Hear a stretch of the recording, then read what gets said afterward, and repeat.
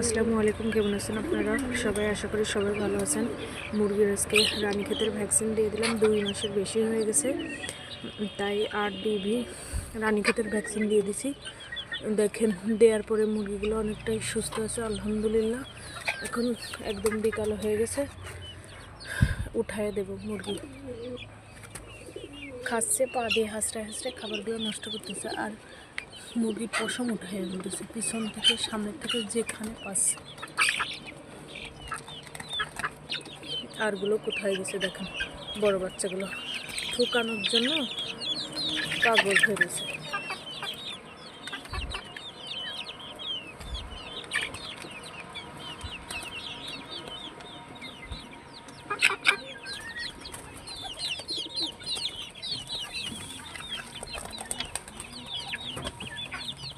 একটার মুখের খাবার একটা খাচ্ছে, আর এইগুলো কোথায় গেছে?